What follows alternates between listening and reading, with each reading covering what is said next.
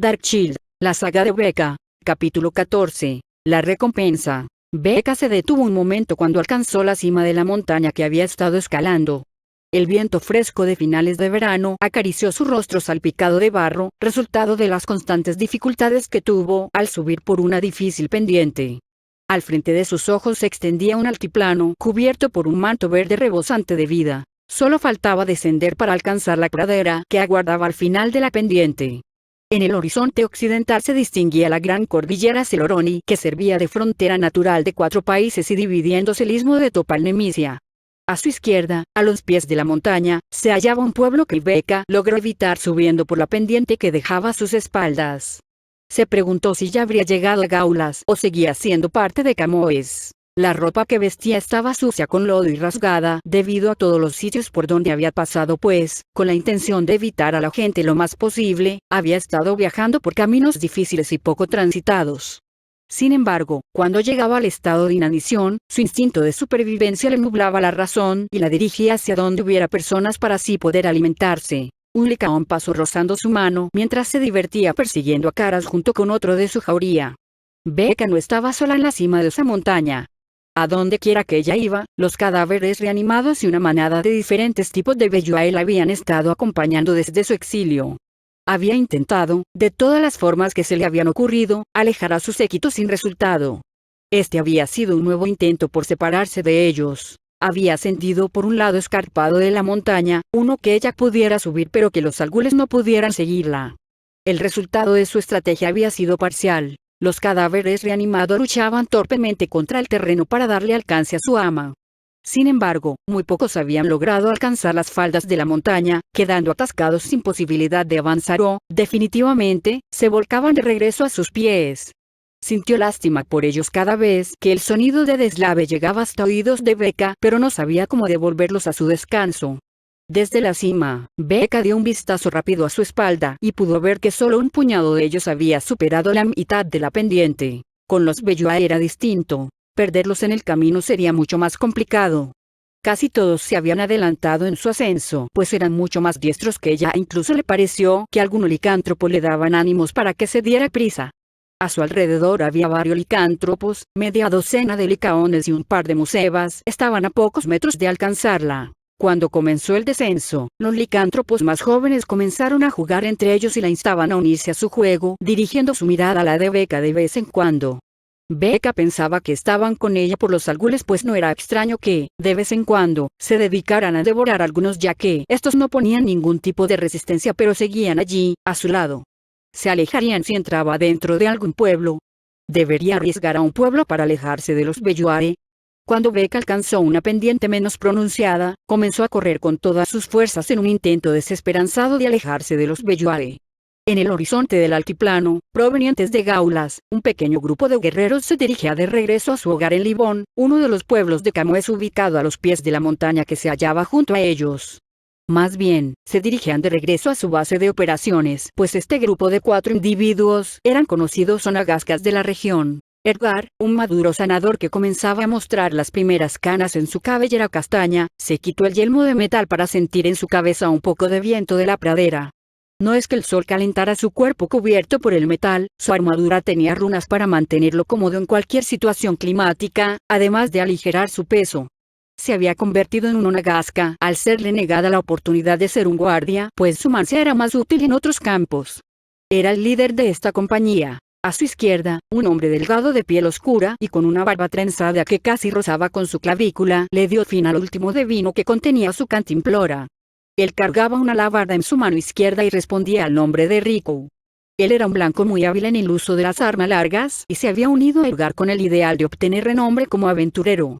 Usaba una armadura tachonada muy desgastada, pero que le ayudaba mucho con su movilidad. Del otro lado de Edgar se encontraba un felino bípedo, de pelaje gris aterciopelado que rebasaba por una cabeza la estatura de Edgar. La ocelome, el término que se usaba para designar a esta raza de heteromorfos, usaba un cinturón ancho de cuero, que también servía de taparrabos, del cual colgaban un par de chakras. Era llamada Divya pues su verdadero nombre no podía ser pronunciado fácilmente por los humanos. Divya venía del sur, del desierto de Baki, donde su raza vivía como nómadas que comerciaban con una tela muy fina y que, muchos personajes con cierta riqueza, codiciaban. Una hija rebelde que buscó nuevos horizontes y acabó conviviendo con humanos que mostraban mucha reticencia a aceptarla hasta que conoció a Justina y se convirtieron en una gascas juntas. Justina, una mujer quinumante de cabello negro al hombro y que cargaba una gran cantidad de cuchillos bajo su capa, vestía una blusa blanca bajo un chaleco de cuero y un pantalón de lino para compensar el peso de sus armas. Ella estaba ocupando el otro extremo de la formación. La joven había abandonado a su familia netia para evitar un matrimonio que no deseaba.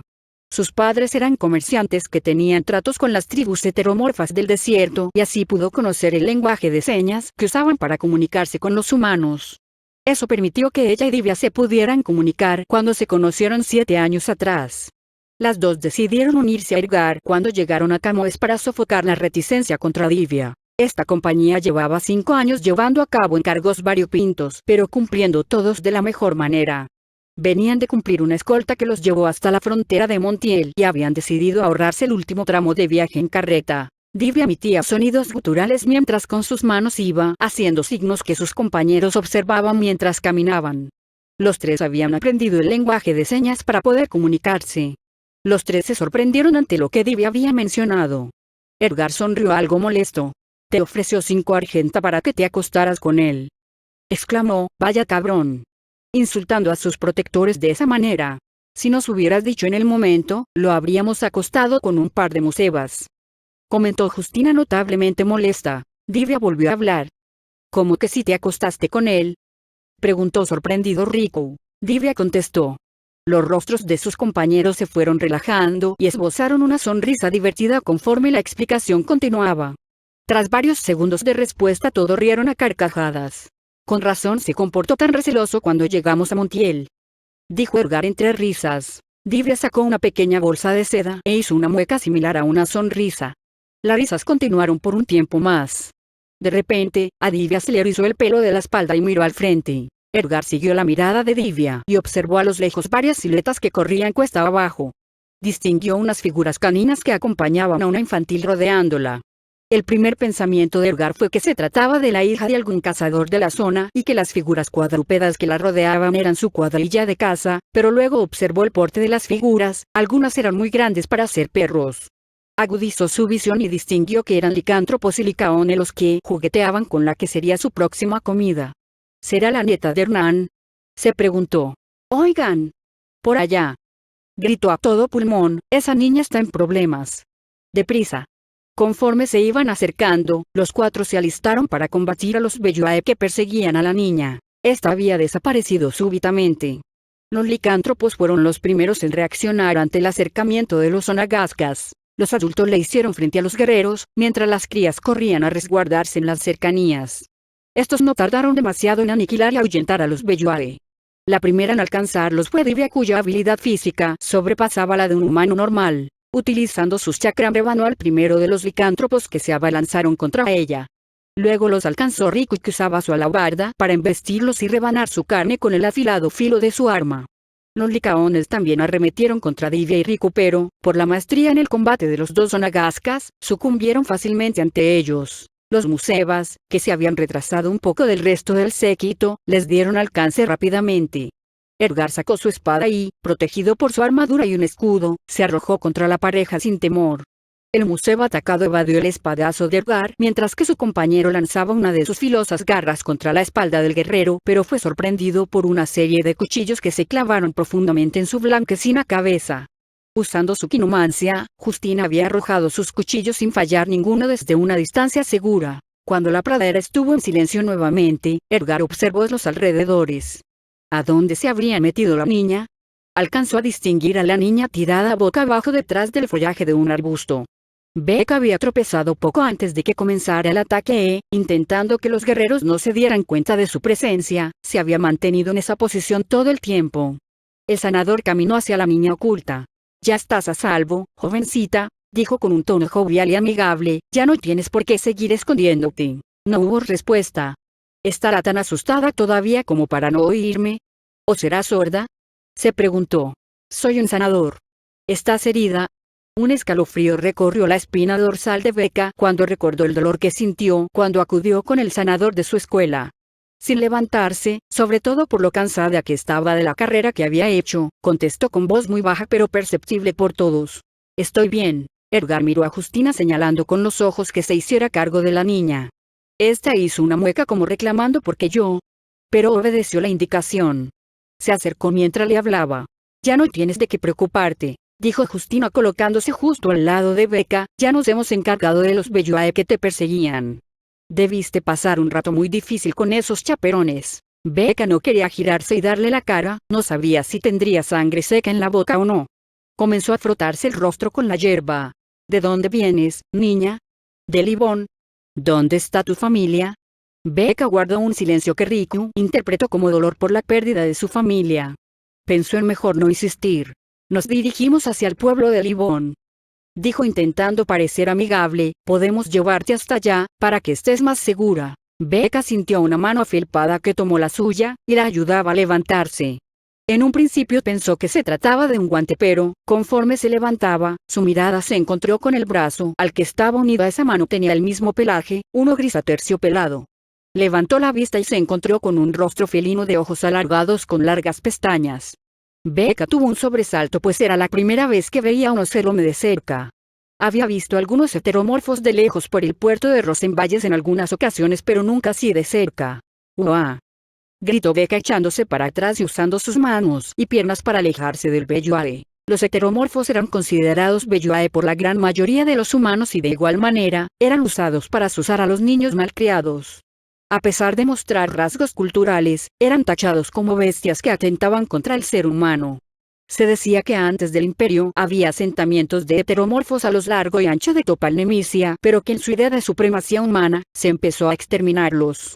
Los únicos que lograron mantenerse fueron los Ocelome por sus costumbres nómadas y la falta de interés del imperio por las zonas desérticas, y los colosos que habitan la zona del eterno invierno en el extremo norte de Topal Nemesia. Divya mostró en su rostro la triste decepción que experimentó ante esa reacción. Esperaba que la niña, al ser salvada por el equipo, en lugar de miedo expresaría gratitud.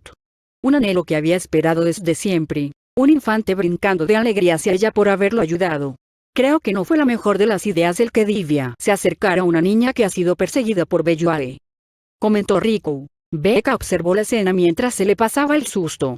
Los tres humanos hablando entre ellos y con la Ocelome mientras hacían signos con las manos. Entendió que el gato bípedo era un compañero de los humanos. Se notaba en el ambiente que se había generado en su conversación. Esto disculpen. Interrumpió Becca. Los cuatro en Nagasca la voltearon a ver. Gracias por su ayuda. Dijo Becca haciendo una reverencia. Luego se dirigió hacia Divya. Perdón si lo ofendí, señor Ocelome. Gracias por su ayuda. Edgar comenzó a reír mientras Riku se contenía. Divya y Justina suspiraron. Seguramente es la primera vez que ves a un Ocelome. Comentó Justina, mi amiga se llama Divya. Justina había hecho énfasis en la palabra amiga. Becca entendió su error. Oh. Mil disculpas, señorita Divya. Repitió Becca inclinando más su cabeza. La mayoría de las razas heteromorfas tenían más cercanía con el animal que con el humano. Para distinguir entre machos y hembras, se debía tener cierto conocimiento de la raza.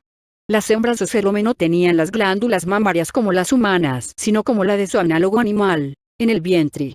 En las jóvenes, se perdían entre el pelaje del vientre, mientras que las que ya habían procreado, eran mucho más evidentes a simple vista. Bueno, interrumpió Edgar, aprovechando que todo está más tranquilo. ¿Quién eres, jovencita, y de dónde vienes? Los tres analizaron el aspecto sucio de Becca. Se notaba pálida y su ropa estaba rasgada, mostrando un poco de su pálida piel. Incluso había rastros de sangre en el frente del vestido. Mi nombre es Becca, vengo de Rosenvalles. Los cuatro mostraron algo de condescendencia ante esta niña que, por su apariencia, supusieron que era una huérfana vagabunda. ¿Rosenvalles, el país o la ciudad? Preguntó Edgar. ¿Eso importa? Preguntó Justina. La lista de desaparecidos sigue actualizándose incluso después de 7 meses del incidente. Tal vez ella soy de Mailera. Mintió Becca para que no averiguaran más. ¿Has estado viajando sola? Preguntó Justina. Becca guardó silencio. ¿Debería decirles que sí? Pensaba Becca cuando fue interrumpida por Riku. Creo que hay cosas más apremiantes que estarle interrogando como darle una buena comida y un cambio de ropa a esta señorita. Sus compañeros se dieron cuenta de las intenciones de Riku. Tiene razón. ¿Puedes caminar o necesitas que alguien te ayude, Becca? Sí puedo, pero me gustaría continuar mi camino hacia Gaulas. ¿Alguien te espera ya? Preguntó Edgar. No. Entonces no hay prisa. Gaulas no se irá a ninguna parte. Una noche que pases en Livón no afectará tus planes, ¿o sí? Becca sopesó lo que debería hacer. Su último alimento había sido 2 noches atrás. Mientras evitara cualquier incidente que pudiera provocar la aparición de Turstan, todo estaría bien. Tímidamente comenzó a caminar hacia los onagascas que habían comenzado a dirigirse hacia el pueblo que se ubicaba a los pies de la montaña. Rápidamente, Divya se colocó a su lado. Lauselome se preguntaba qué era esa sensación que estaba experimentando ante esta niña, como si le debiera alguna especie de devoción o algo así. Primero que nada, tenemos que conseguirte un cambio de ropa, dijo Edgar al frente del grupo. Por suerte para ti, Livón no tiene nada que envidiarle a las grandes urbes. Hay muchos comercios, seguramente encontraremos algo perfecto para ti. Conforme se acercaban, Becca distinguió la muralla hecha de altos y gruesos troncos que rodeaba el pueblo. A la entrada del pueblo había una caseta con un par de guardias que usaban el mismo tipo de armadura y el escudo de Camões en una pequeña capa que colgaba de su hombro. Julián, gritó Edgar cuando se aproximaron a la entrada. El obeso guardia que respondía al nombre de Julián se giró hacia el equipo y levantó su brazo. ¿Cuánto tiempo, Edgar? ¿Alguna novedad? Hoy vino un mensajero, así que supongo que debe haber algo nuevo en la repisa. Creo que nos tomaremos un par de días antes del siguiente encargo. Mientras los guardias y los onagascas iniciaban una conversación, Becca se asomó por la puerta y miró al interior. Livón era un pueblo rústico con casas de adobe y techos de madera y paja. Sus calles eran de tierra.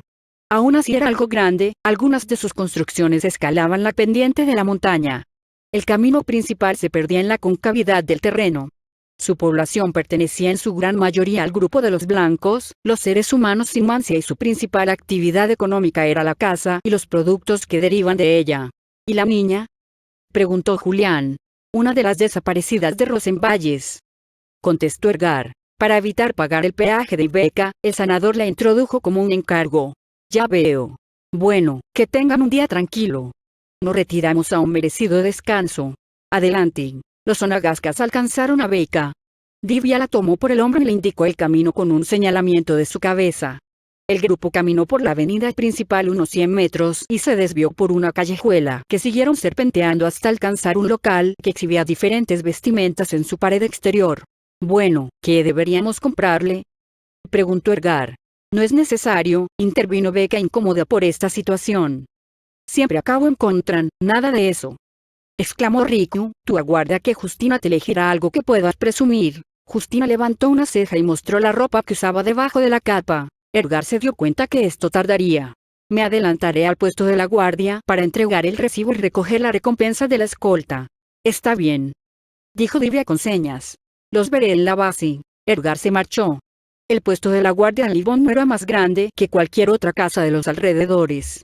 Se diferenciaba por la bandera de Camões que ondeaba en un asta arriba de la entrada.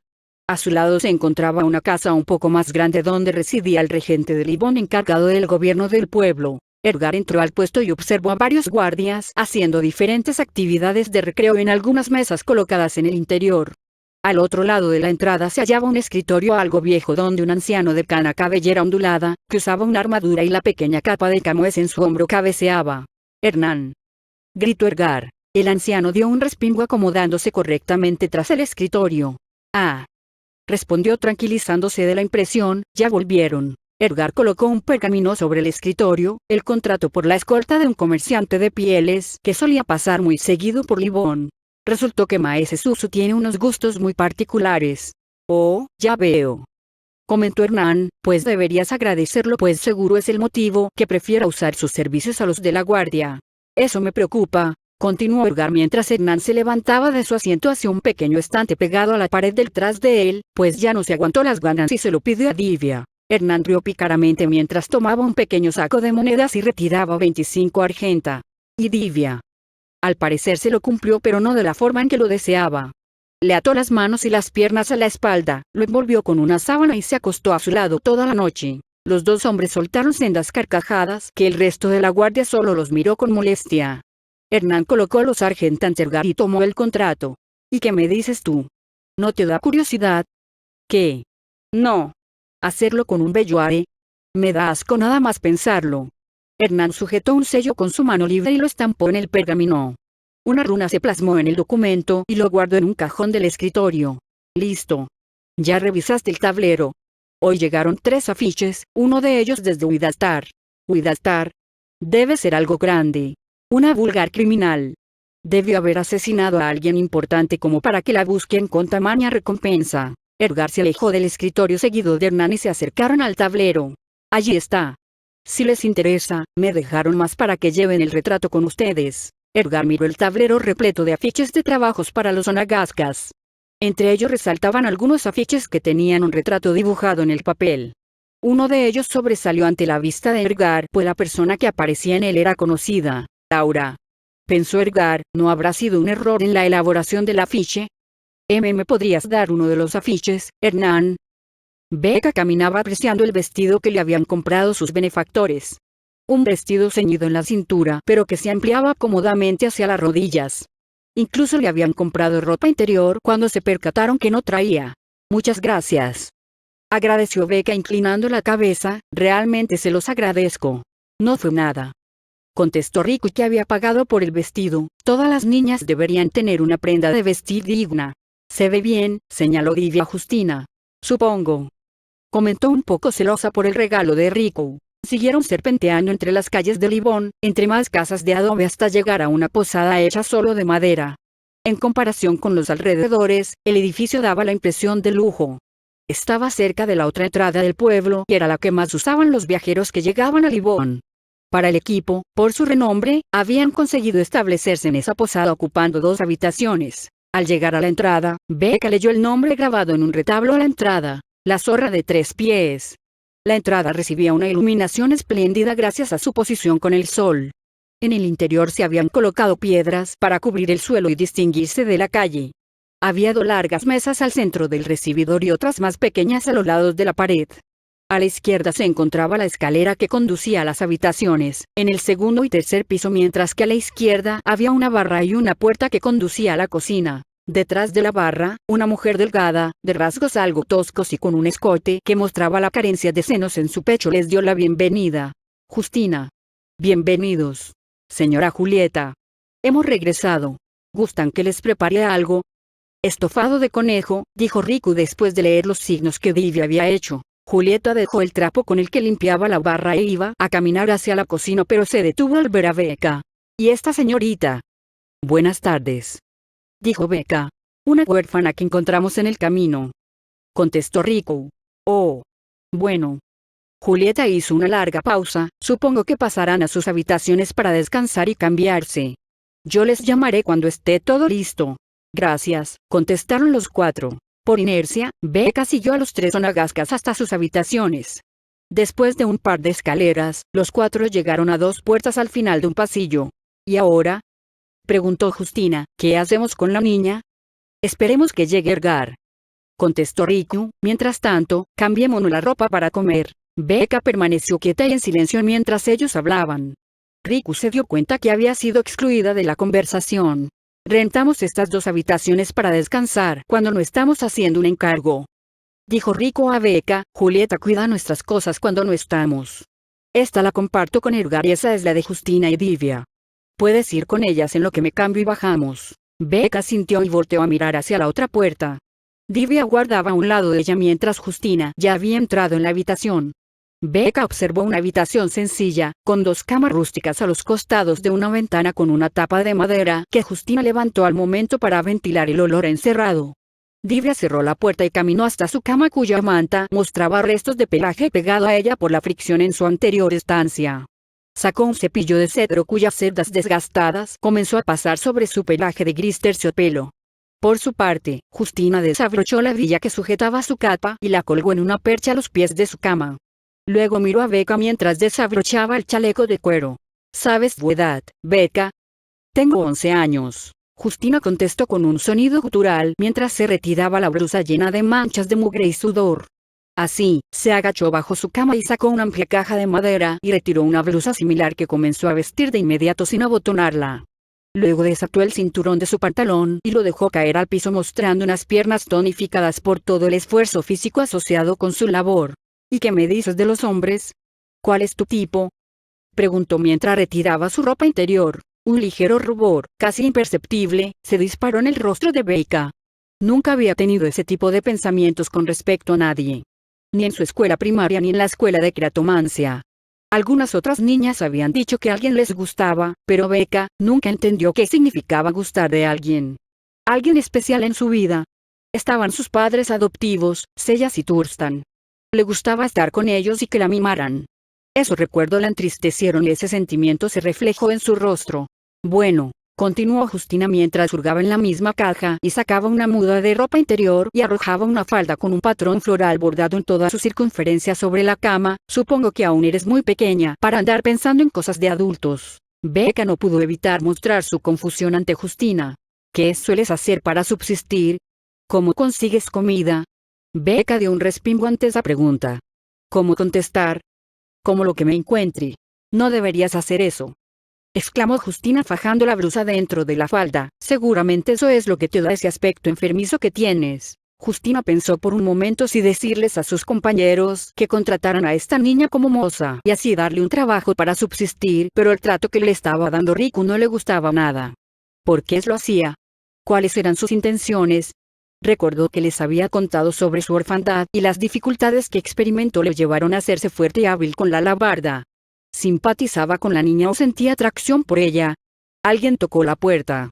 ¿Ya están listas?, preguntó la voz de Riku desde el otro lado de la puerta. Justina miró a Divya y esta sintió. Acicalada, su pelaje era mucho más lustroso y terso. La joven quinomante hizo una pelota de su ropa sucia y la dejó a los pies de la cama. «Ya puedes pasar», dijo Justina. Riku solo se asomó por una rendija sin pasar de la entrada.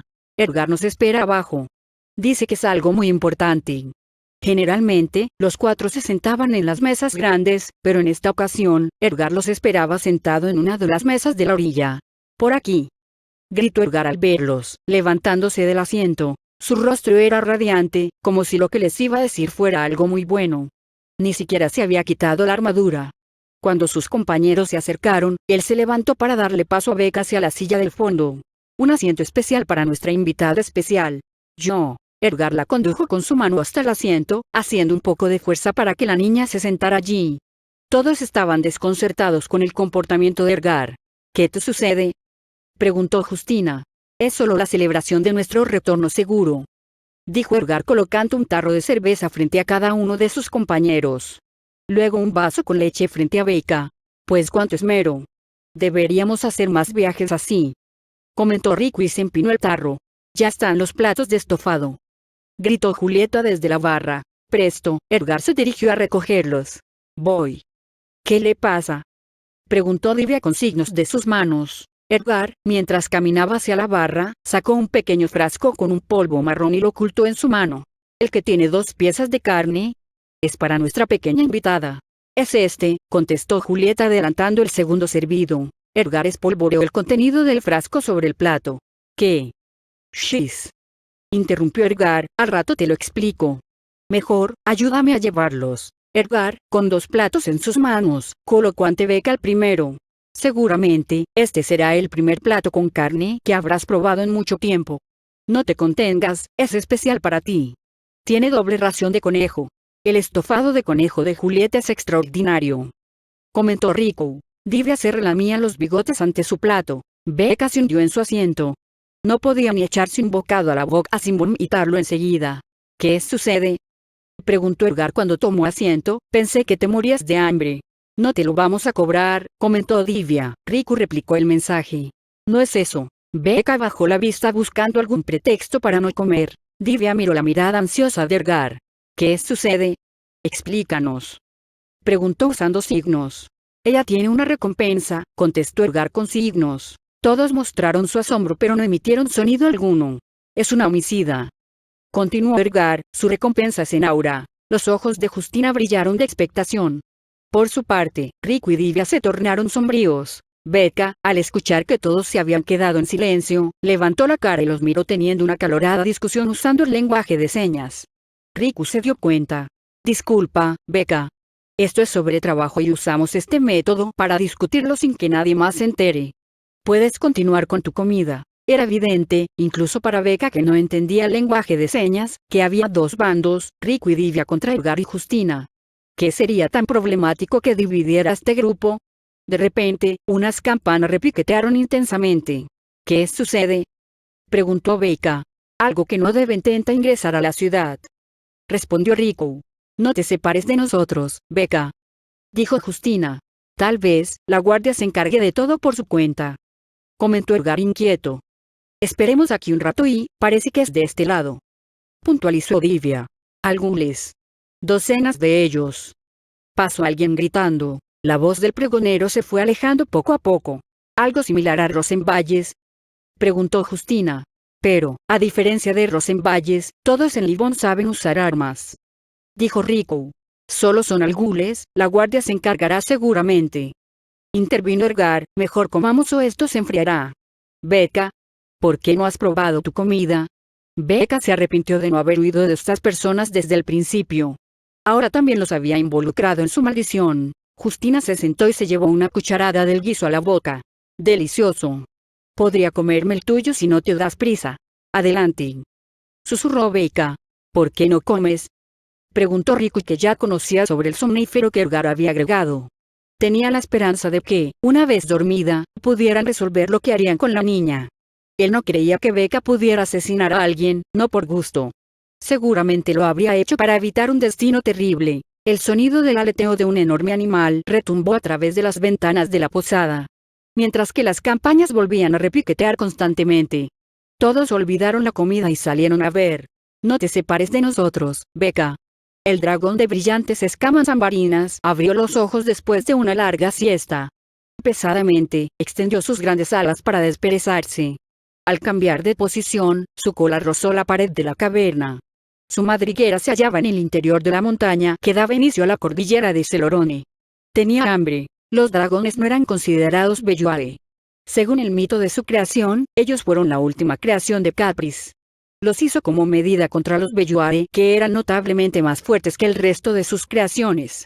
Estos seres se alimentaban principalmente de Belluae. Había ocasiones que se daban ataques a los rebaños bovinos, pero se asociaban con dragones jóvenes con curiosidad por saber cuál era el sabor de esos animales. Para la gente, los dragones eran como un control de plagas. Mientras no se les atacaran, los dragones ignoraban a los humanos. El dragón ámbar era más pequeño que su familiar carmesí, aún así era de tamaño considerable. Los adultos alcanzaban las 10 toneladas de peso, una longitud de hasta 30 metros, y sus musculosas alas podían provocar fuertes tolvaneras cuando emprendía el vuelo.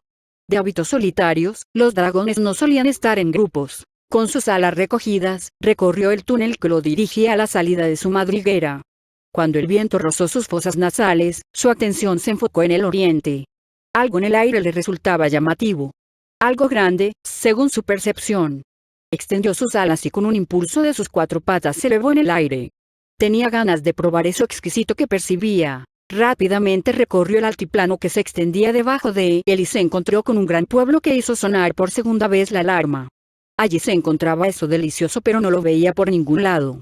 Pudo distinguir un gran grupo de algules fuera del pueblo, pero eso no era lo que buscaba. Dio una vuelta de regreso para sobrevolar el pueblo de nuevo. Después de varios segundos de planear en círculo, decidió bajar a buscar su comida. Becca observó al dragón de escamas color ámbar descender torpemente sobre algunas casas, derrumbándolas con su peso. El dragón rugió. Parecía estar buscando algo. Los Onagasca regresaron al interior de la posada. Ya no podemos ignorar esto, comentó Riku. Vayamos por las armas. Yo esperaré con la niña, dijo Edgar, que maldijo su suerte. Afuera, varios grupos de aldeanos habían comenzado a atacar al dragón utilizando flechas de sus arcos o rocas de sus ondas, pero todos los proyectiles rebotaban en sus escamas sin hacerle el mínimo de daño. El dragón volvió a rugir cuando halló el rastro de lo que buscaba. Dirigió sus pasos hacia Becca. ¿Dónde está la guardia?, preguntó uno de los aldeanos, que volvía a disparar una flecha, intentando darle en el ojo al dragón. Todos fueron a exterminar a los algules. Edgar y Becca se quedaron paralizados cuando se dieron cuenta que el dragón se dirigía directamente hacia ellos. ¿Qué podía hacer contra un dragón?, pensó Edgar. Sintió la mano de Becca tomar la suya. Giró su rostro y vio que la niña brincaba constantemente como si fuera a hacer un hoyo debajo de ella. «Funciona», exclamaba Becca con cada intento. Cuando ya estaban a 5 metros de su hocico, un bloque de roca se elevó del piso y golpeó la mandíbula del dragón. Un guardia terromante le hizo frente al dragón, arrojándole grandes trozos de piedra al rostro. Divya, Justina y Rico alcanzaron a Edgar con sus armas listas para el combate. ¿Qué hacemos, gran líder?, preguntó Justina. Parece que los arqueros ya se detuvieron, dijo Rico. Los ojos. Es nuestra única opción. Creo que había un ferromante entre los nuevos guardias que llegaron. Si logramos cegarlo, quizás él pueda usar algo para darle fin. Una llamarada chocó contra la pared de una casa frente a la posada. ¿Y la niña? Edgar miró a Julieta. Señora Julieta, ¿podría hacerse cargo de Becca mientras trabajamos? Julieta, que se había escondido detrás de la barra, asomó su mano y llamó a Becca que se refugiara donde ella. Ve, dijo Edgar, y no te vayas a ninguna otra parte. Volveremos por ti. Becca sintió y corrió hacia la barra. Los tres distraeremos al dragón con ataques mientras Justina encuentra la oportunidad de cegarlo. Yo iré al frente junto con el guardia que lo está distrayendo. Rico por la derecha, Divya por la izquierda. Tienes que hacerlo al mismo tiempo, Justina. Los tres compañeros asintieron. Procuren no recibir una herida fatal mientras peleamos. Cerró Edgar, nos esperan grandes cosas después de esto. El dragón recibía golpes de rocas en el rostro. Se estaba hartando de este juego. Él solo quería eso delicioso que estaba ante su vista. Los seres pequeñitos tenían la culpa por dejarlo entrar a su pueblo. Nunca lo hacían, no entendía por qué ahora sí lo habían hecho. Lanzó un zarpazo contra el terromante, pero se escudó detrás de un bloque de tierra. Se impulsó y embistió el bloque de tierra, arrojando al terromante contra la fachada de la posada. Otro ser pequeñito se plantó ante él. Usaba una armadura reluciente, una espada y un escudo. El dragón escupió su fuego, pero Edgar siguió avanzando. Estaba usando su mancia de sanación sobre él mismo para evitar el daño recibido. Divya brincó sobre la espalda del dragón y rasgó la membrana de una de sus alas. Sabía que sus armas no podrían atravesar las escamas. Si quería hacerle algún daño tenía que ser en las alas. El dragón dio un brinco que Divya aprovechó para alejarse mientras Rico embestía la otra ala con un corte de su alabarda. El dragón rugió furioso cuando escuchó el golpeteo de la espada contra el escudo un segundo.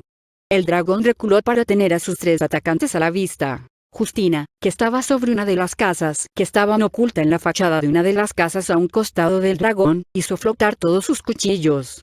El límite de su mancia era de 5 metros, por eso no podía estar más lejos de su objetivo. No dudaba de su puntería, pero quería estar segura de cumplir su parte. Posicionó los cuchillos lo mejor que podía. Edgar lanzó un grito como señal para el ataque y todo comenzó. Los cuchillos se clavaron en los ojos del dragón. Este, desesperado, comenzó a revolcarse por todas partes, escupía su aliento ígneo hacia todas partes y lanzaba ataques de su cola indiscriminadamente. Este ataque había sido un éxito, pero faltaba rematarlo. El dragón, desesperado ante su final, decidió que tenía que probar eso delicioso que lo aguardaba más adelante, así que arremetió al frente. Bastaba su olfato para encontrarlo. Los onagascas miraron impotentes como el dragón se introducía en la fachada de la posada. Becca. Hola niña. Pensaron preocupados, a excepción de Edgar, que gritó, la recompensa. El dragón revolvía su cabeza en el interior. Los onagascas se acercaron rápidamente y notaron sangre en el hocico de la sierpe. Esta reculó cuando una figura, que se movió rápidamente desde el interior, clavó sus armas en la frente del dragón. Se trataba de alguien que vestía un traje de tiras de cuero lustroso y que usaba unas garras como armas. Brutalmente clavaba sus garras en la piel escamosa del dragón. Este parecía imposibilitado de detener la furia del misterioso atacante. El dragón hacía más destrozos en su intento de escapar, incluso intentó emprender vuelo pero no pudo. De repente, el cuerpo del dragón se venció. Su atacante había penetrado incluso en el duro cráneo del dragón y fragmentos de su materia encefálica ahora salpicaban con cada arremetida de las garras que sobresalían de unos guanteletes hechos de un extraño tipo de hueso oscuro. Los onagascas se acercaron lentamente al joven de cabello rojizo que golpeaba con saña la cabeza del dragón. Dudaron si deberían hablarle, dar a notar su presencia al asesino del dragón. Parecía alguien desquiciado. ¿Turstan?, preguntó Becca saliendo de los escombros de la posada. El vestido que le habían obsequiado estaba manchado de sangre en uno de sus costados. Cuando el dragón embistió, Julieta, que protegía a Becca con su cuerpo, había sido atrapada por el hocico del dragón. Una de las maderas de la barra que se habían quebrado durante la acometida se había incrustado en la axila de Becca, haciendo que Turstan surgiera y se enfrentara al dragón. Becca se horrorizó cuando se percató que entre ella y Turstan se encontraban los onagascas. Turstan se dio vuelta y, como un rayo, cubrió el espacio entre él y la persona más cercana, Rico. El hombre de piel oscura no pudo ni protegerse y su cabeza quedó colgando de un poco de carne que no fue cortada por las garras de Turstan. Rico, gritó Justina, desesperada por lo que había sucedido, corriendo hacia su amado. El sonido del choque de dos metales muy cerca de su oído la hizo volver a la realidad.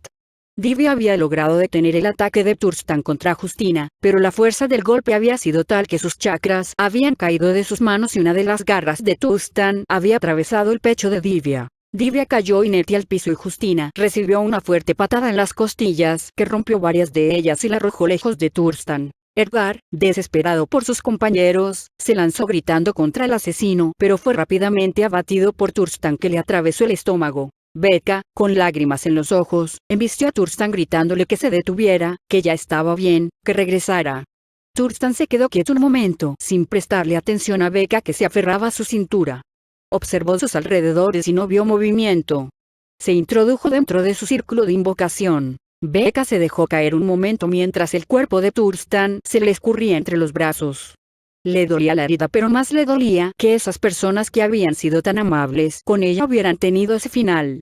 Pero, no podía quedarse allí mucho tiempo más, pues los cadáveres se levantarían y comenzarían a seguirla. Le entristecía mucho no poder ni darles el respeto merecido a los onagascas, pero se tenía que marchar. Se levantó y echó a correr hacia la salida de la ciudad rumbo a Gaulas, mientras los primeros espectadores llegaban al lugar. Edgar comenzó a curarse a sí mismo en el momento que recibió el ataque de Turstan. No era la primera vez que hacía un ataque suicida. Cuando solo eran Rico y él, era una estrategia recurrente. Cuando cayó al piso, sin moverse para que no se descubriera que seguía vivo, escuchó el lamento de Becca y que se refería al asesino del dragón por el nombre de Turstan. En cuanto escuchó los pasos de Becca alejarse, se puso de pie y fue a buscar a sus compañeros. Rico era insalvable. Corrió hacia Divya y vio que su corazón ya no existía. También podía hacer algo por ella. Rápidamente buscó a Justina y la halló recargada en los escombros de una casa. Respiraba con dificultad. Estaba grave pero viva aún. Resiste, Justina. En un momento te dejaré como nueva. Amelioremos statum corrigid vulnus hoc visorum et costarum. Lágrimas de dolor e impotencia escurrían de los ojos de Justina mientras sentía como su salud iba mejorando. Jamás se lo perdonaría. Encontraría a ese monstruo y acabaría con su existencia, aunque fuera lo último que hiciera. Pero primero tendría que saber qué relación existía entre Becca y el monstruo. Parecía que lo conocía. ¿Te sigue doliendo algo?, preguntó Edgar cuando terminó el tratamiento. No. Gracias por... Los cuerpos de los muertos comenzaron a moverse. Los espectadores que se habían acercado empezaron a gritar al ver los cuerpos levantarse, y corrieron despavoridos cuando el dragón comenzó a moverse nuevamente. ¿Pero qué? Edgar rápidamente corrió hacia el dragón y colocó su palma en el hocico. Amelioremos statum corrigid vulnus. Al activar su mancia, bastaba con tocar a los algules unos segundos para que estos comenzaran a convulsionarse y caer al piso sin su vida.